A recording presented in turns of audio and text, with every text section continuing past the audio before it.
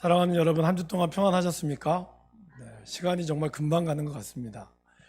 여러분, 우리가 2023년도도 벌써 4, 4분기가 시작이 되었습니다. 이제 회사나 또 저희 교회도 정책당회를 준비하고 있습니다. 그거는 뭘 의미하는 걸까요? 마무리를 하고 새로운 시작을 준비한다라는 뜻이 담겨져 있습니다. 여러분들은 2023년도에 또 뿌린 씨앗들이 여러분들의 삶에 많은 열매들을 계획대로 맺혀가고 있습니까? 아니면은 뭔가 부족한 거나 또 아직까지 연약한 것이 있습니까? 바라기는 2023년도 성구 영신 예배가 드려지기 전에 여러분들의 삶에 하나님이 주시는 귀한 열매로 풍성할 수 있기를 간절히 바랍니다. 오늘 예수님께서는 성전에 들어가셔서 성전에서 매매하는 자들을 다 쫓아내셨습니다. 돈 바꾸는 사람들, 그리고 비둘기 파는 사람들의 상을 뒤집어 엎으셨습니다. 그리고 그렇게 외치셨죠. 이곳은 하나님이 기도하는 집이거늘 당신들은 이곳을 강도의 소굴로 만들었습니다. 이 이야기를 듣자 가장 불편한 사람이 누구였을까요? 바로 그 성전에 있는 대제사장, 그리고 백성의 장로들이었습니다. 그러면서 예수님을 어떻게 하든지 간에 잡아먹으려고 오늘 예수님한테 시비를 거는 거죠. 도대체 당신이 무슨 권한으로 이렇게 말합니까? 이렇게 당신에게 하라고 누가 시켰습니까? 그때 예수님이 이제 그런 말씀을 하시죠. 그러면 나도 이 대답을 하기 전에 묻겠습니다. 오늘 나오는 당신들이 알고 있는 이 세례 요한의 세례가, 요한이 주고 있는 이 세례가 하늘로부터입니까? 아니면 땅으로부터입니까? 이들이 말을 못하는 거예요. 왜냐하면 하늘로부터라고 하면 이것은 요한을 선지자로 여기고 있다는 것이고, 그리고 왜 그를 믿지 않느냐 이렇게 여기는 것이고, 만약에 땅에서부터 온 거다 이러면 세례 요한을 하나님의 사람으로 다 여기고 있고, 그에게 말씀을 듣는 사람들은 아마 제사장과 백성의 장로들을 돌로 칠까 봐 무서웠다는 것이죠. 그래서 그들은 대답을 거부합니다.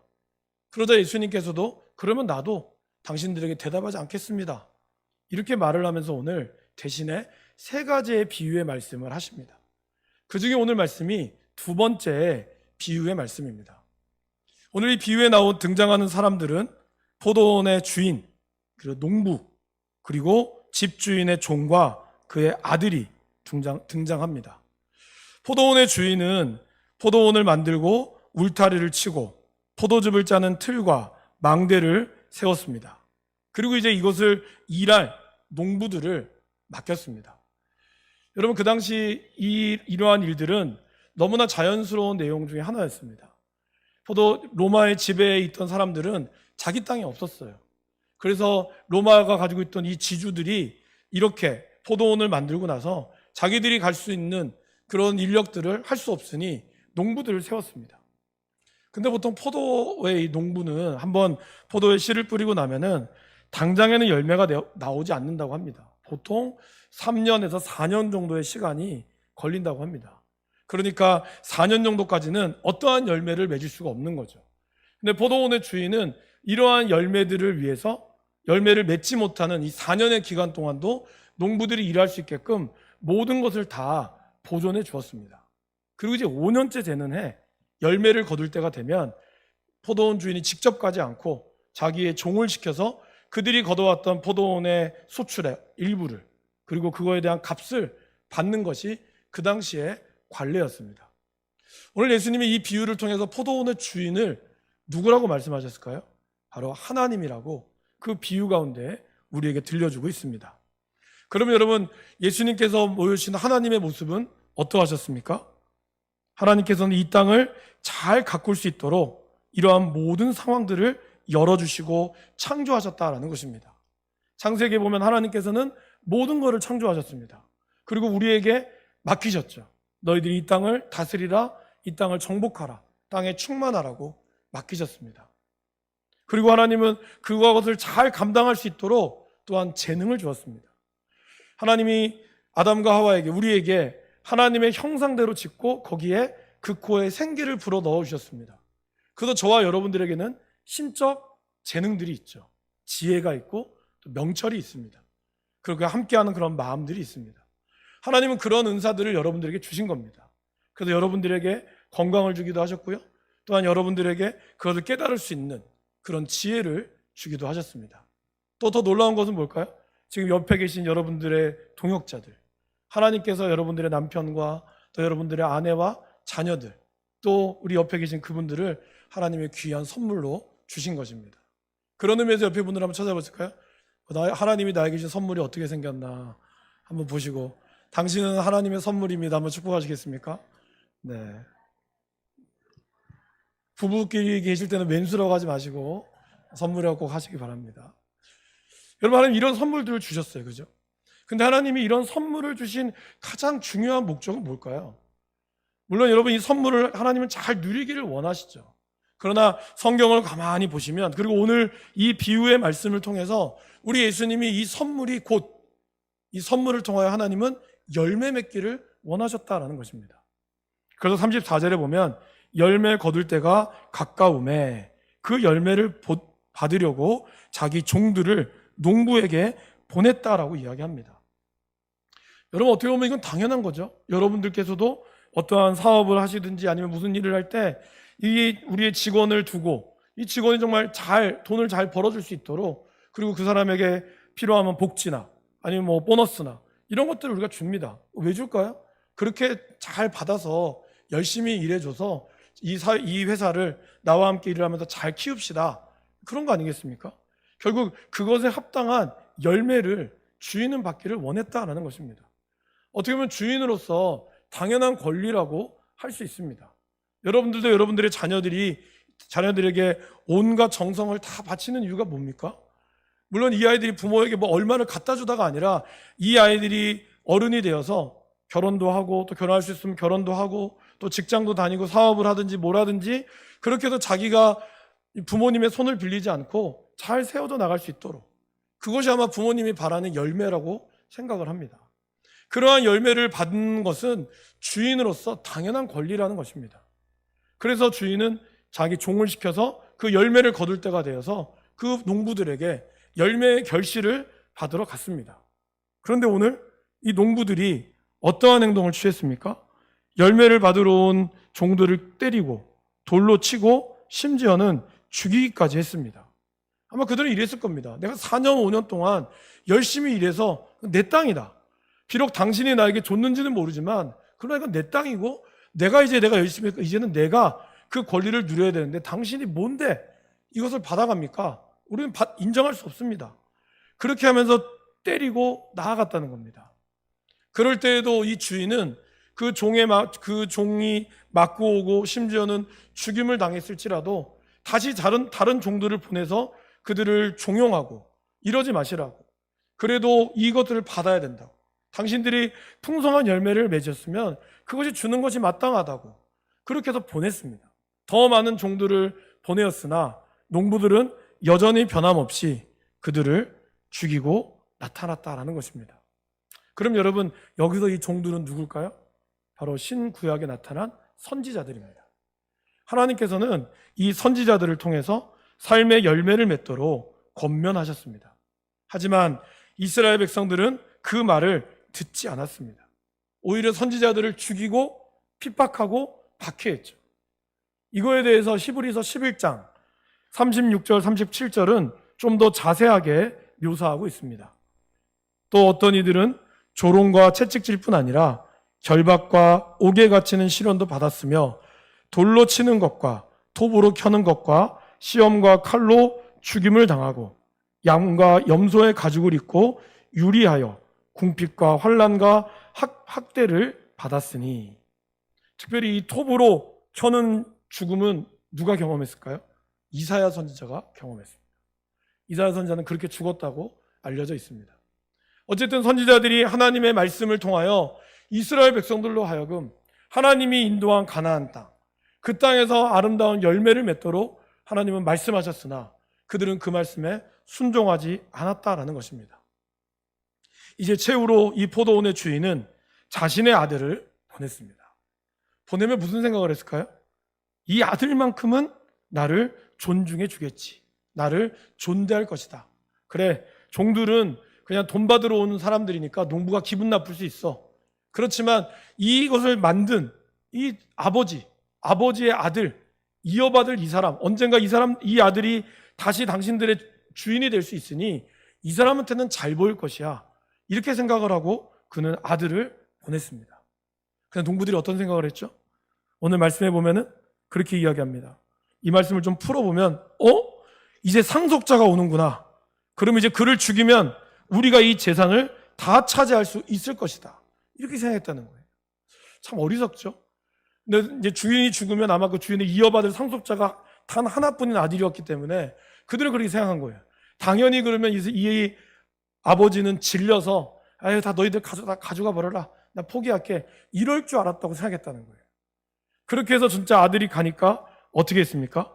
아들을 잡아서 밖으로 내쫓아 버리고 그리고 죽여버렸습니다. 그럼 여기서 얘기하는 이 아들은 누굴까요? 바로 예수 그리스도를 뜻합니다. 이스라엘이 그렇게 기다렸던 메시아, 구약 성경 때부터 그렇게 우리는 다윗과 같은 메시아를 기다린다고 하고 임마누엘의 하나님을 기다렸던, 그래서 우리를 구원해 주실 그 메시아가 정작 그들 눈앞에 왔으나 그러나 그들은 그 아들마저 오히려 죽였던 것입니다. 예수님은 이러한 자신을 죽이려고 하는 이들의 마음을 아시고 오늘 이 비유의 말씀을 이야기하신 것입니다. 예수님 여기까지 이 비유의 말씀을 마치셨어요. 그리고 이제 질문하시죠. 자, 그렇다면 이 포도원 주인이 아들도 죽고 종들도 다 죽어서 포도원 주인이 온다면 포도원 주인이 이 농부들을 어떻게 하겠습니까? 근데 이들의 대답이 뭡니까? 아니 이런 쳐 죽일 놈이 있습니까? 이런 농부들은 죽어서 마땅한 사람들입니다. 이 못된 악당들을 죽여서 이들을 다 쫓아내야 됩니다. 우리가 읽은 성경에는 뭐라고 나와 있죠? 악한 자들을 진멸하고라고 나옵니다. 완전히 멸한다는 뜻이죠. 그리고 완전히 쫓아내고 그리고 포도원은 제때의 수익을 바칠 만한 소장들에게 맡겨야 됩니다. 아마 여러분들 같아도 그러지 않으실까요? 내 아들이도 죽었어요. 그런데 내 아들도 죽고 내가 보낸 종들도 다 부상을 당하거나 죽임을 당했어요. 그럼 여러분들 내 아들마저 죽었는데 내가 저들을 가만히 내두시겠습니까? 그렇지 않죠. 그렇기 때문에 이들도 그 모습을 보면서 얘기했던 거예요. 근데 그때 예수님이 맞습니다. 그러면서 예수님이 한 말씀 더 하시죠. 시편 118편에 있는 말씀을 인용하시면서 건축자들이 버린 돌이 모퉁이의 머릿돌이 되었나니 이것은 주로 말미암아 된 것이요 우리 눈에 기이하다. 이걸 읽어본 적이 있습니까? 그러면서 내가 너희에게 말합니다. 하나님의 나라를 너희는 빼앗기고 그 나라에 열매 맺는 백성이 받게 될 것이라고 이야기합니다.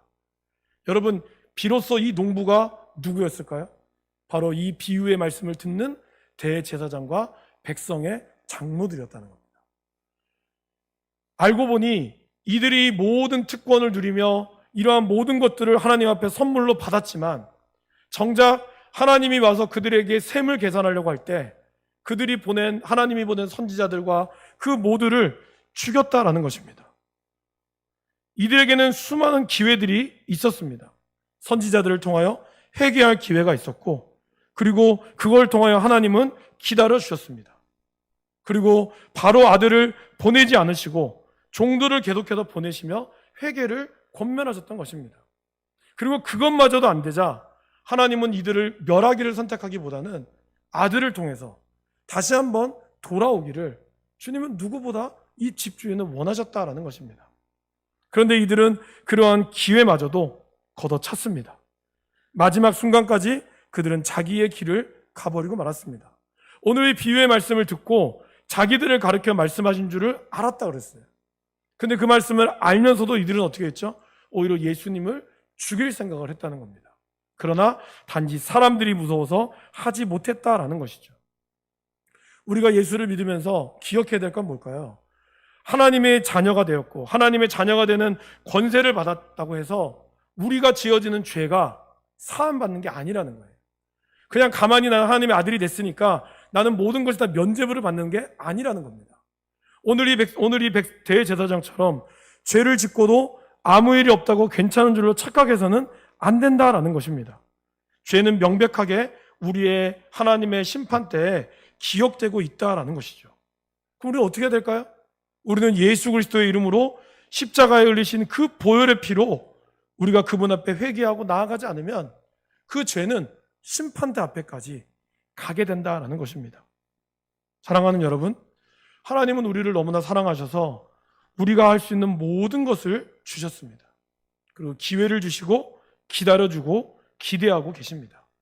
그러나 오늘 이 말씀을 통해서 하나님은 무한정 기다리고 있지 않음을 우리에게 말씀하고 있다라는 것입니다. 그리고 누가 그것을 누리기만 하고 주인에게 열매를 보여주지 못하는 인생은 가차없이 하나님께서 진멸하신다라고 이야기합니다. 자, 그럼 여기서 열매가 도대체 뭘까요, 여러분? 이런 사과 열매, 이런 열매처럼 하나님이 우리에게 요구하시는 열매가 뭘까요? 나중에 하나님이 여러분들에게 세마로 왔을 때, 내가 돈을 이만큼 벌었습니다. 그것이 우리의 열매일까요? 우리의 교회가 이렇게 부흥했습니다. 정말 몇천 명이 늘어났습니다. 그것이 열매일까요?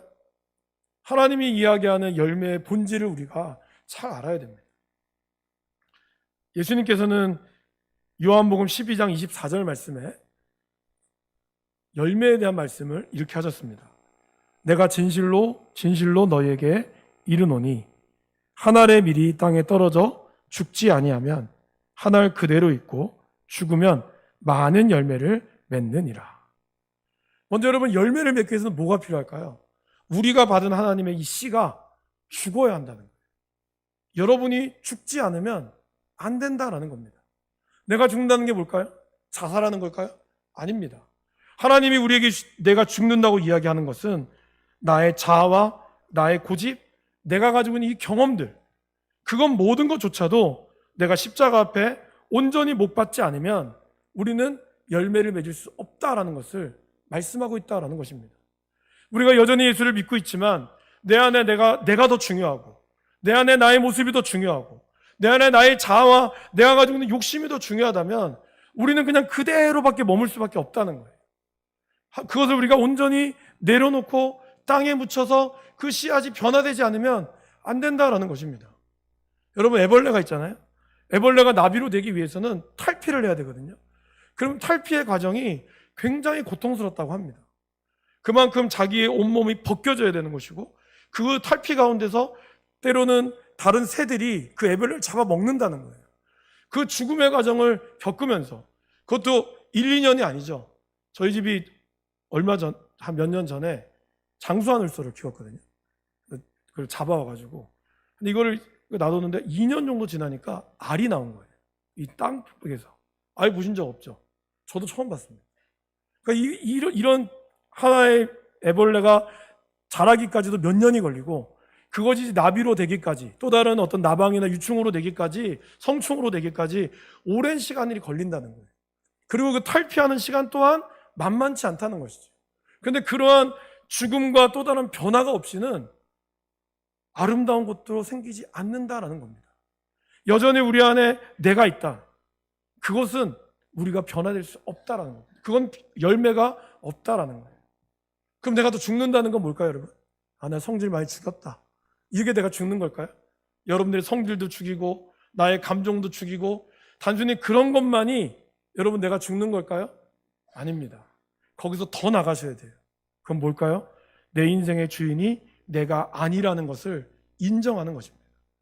여러분의 인생의 주인이 여러분 것이 아니라 예수님의 것이고, 예수님을 하나님의 아들로 인정하고 그분을 나의 구주, 나의 하나님으로 고백하는 인생, 그것이 먼저 심겨졌을 때, 그것을 내가 고백할 때 비로소 나에게 열매가 열려지게 된다라는 것입니다.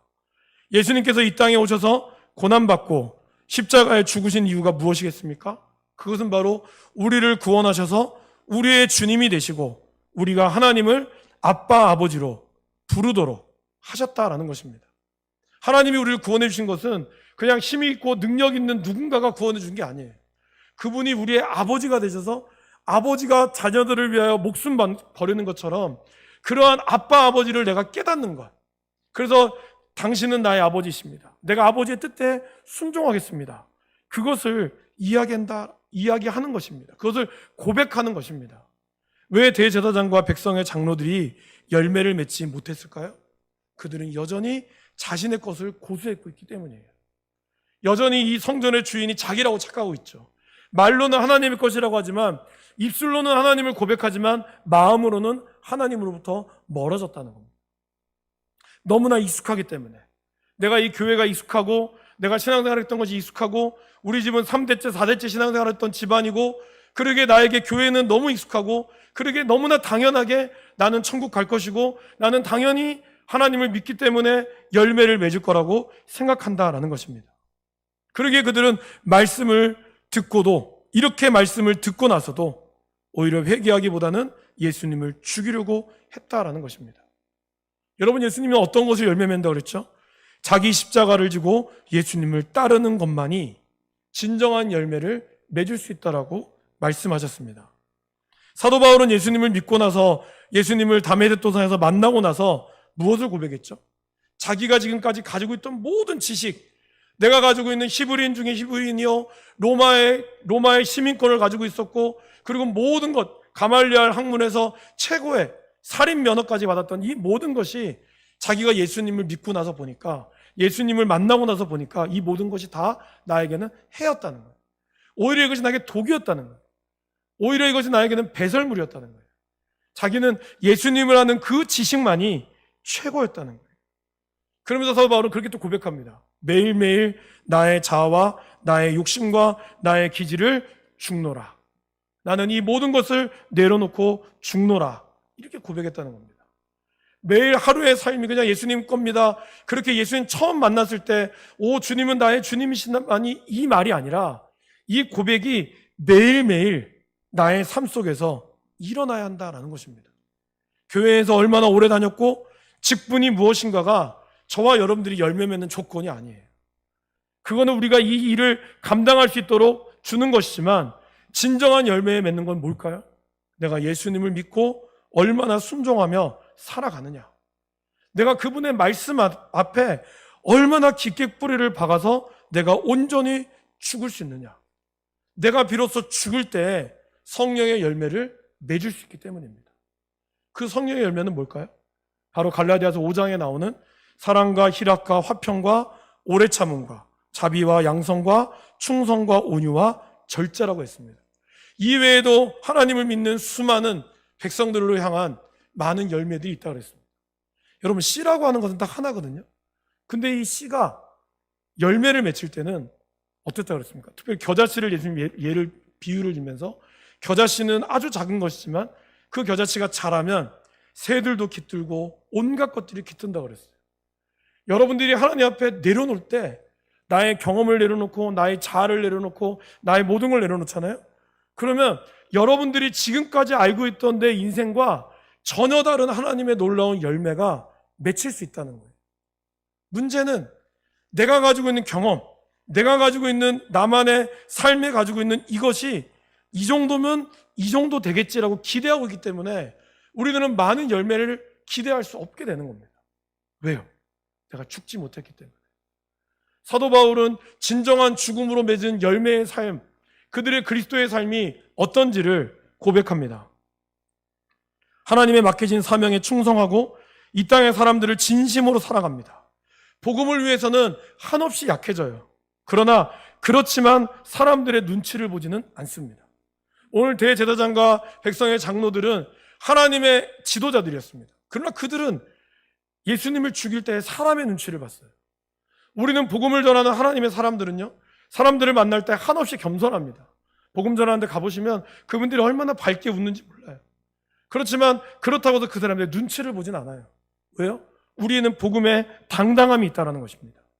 예수 믿는 사람은 겸손하기 때문에 권위 없는 것처럼 정말 실실 웃는 사람처럼 보입니다. 그러나 누구보다 강합니다. 이름도 없고 빛도 없는 삶을 살아갑니다. 예수 믿는 거 누가 알아줍니까? 안 알아줍니다. 그러나 하늘에서는 그의 이름이 누구보다 빛나고 있다는 것입니다. 예수님을 믿으면 박해를 받습니다. 고난을 받아요. 그러나 그래도 죽은 것 같이 여겨집니다. 하지만 어느 누구보다 생생하게 살아있는 것이 우리의 그리스도인이지 않습니까? 우리들은 예수님을 믿어서 고난으로 때로 슬피 눈물을 흘릴 때가 있습니다. 하지만 항상 커다란 기쁨으로 가득 차 있습니다. 우리들은 예수님 때문에 없는 것 없게 생활할 때도 있어요. 그렇지만 우리는 모든 것을 누구보다 부유하고 아무것도 가진 것 없지만 모든 것을 가질 수 있습니다. 그것이 바로 예수 그리스도를 따르는 사람이 주어지는 하나님의 열매다라는 것입니다. 여러분 어떠십니까? 여러분들의 삶에 이러한 열매가 맺혀지고 있습니까? 이러한 열매가 맺혀질 수 있기를 바랍니다. 우리가 우리 자신을 하나님 앞에 십자가 내어놓을 때 비록 그 하루하루의 삶이 쉽지 않죠. 만만치 않습니다. 그러나 우리 주님께서 함께 하시고 성령께서 여러분들을 도우실 것입니다. 그래서 우리는 그 길들을 걸어나가게 될 것이고 마지막 때 하나님이 여러분들을 보실 때 그 많은 열매로 잘하였다 착하고 충성된 종아, 그렇게 여러분들이 들려지게 될 줄 믿습니다. 사랑하는 여러분, 지금은 기회의 시대라고 할 수 있습니다. 하나님께서 우리에게 맡기신 포도원, 가정이라고 하는 포도원, 직장이라고 하는 포도원, 아니면 이렇게 좋은 관계를 맺을 수 있는 관계의 포도원, 또 하나님이 이런 아름다운 교회를 주셨던 교회의 포도원이 있습니다. 이 포도원 안에 그 열매가 튼실할 수 있기를 바랍니다. 그래서 크고 작고의 문제가 아니에요. 그 열매가 얼마나 값어치가 있느냐, 이게 중요한 거죠, 여러분. 아무리 과수원에 많은 과일이 열렸지만 그 과수원에 과일이 물이 너무 많이 들어가 있으면 아무도 안 사잖아요. 과수원은 작지만 그 과일이 너무 당도가 강하고 그러면 그 값은 비싸게 줘도 사람들은 샀습니다. 우리의 포도원이, 저와 여러분의 인생의 포도원이 그렇게 될 수 있기를 바랍니다. 하나님 앞에 귀한 열매가 맺혀지기를 바랍니다. 여러분의 가정에서 그리스도의 사랑이 흘러 넘쳐나도록, 그래서 여러분들이 속해 있는 곳에서 그리스도의 향기가 여러분을 통하여 뿜어져 나오도록. 포도원에 그 포도원 가보셨어요, 여러분? 그 포도의 향기가 진하거든요. 그 막 벌들이 날아다니고 여러분들 가는 곳곳에 여러분들을 향한 그 그리스도의 향기가 뿜어져 나올 수 있기를 바랍니다. 그래서 그 향기에 사람들이 취해서 그 발걸음으로 여러분을 따라 이 교회의 발걸음으로 옮길 수 있는 여러분들이 되기를 바랍니다. 여러분의 입술에서는 하나님 아버지에 대한 감사와 찬양과 축복과 격려의 말로 예수님을 자랑할 수 있기를 바랍니다. 여러분 입술에서 나오는 모든 말들이 정말 하나님 앞에 아름다운, 그러한 듣는 모든 사람들이 그 말에 위로 얻는, 그리고 그걸 통하여 예수님이 증거되어지는 입술이 되기를 바랍니다.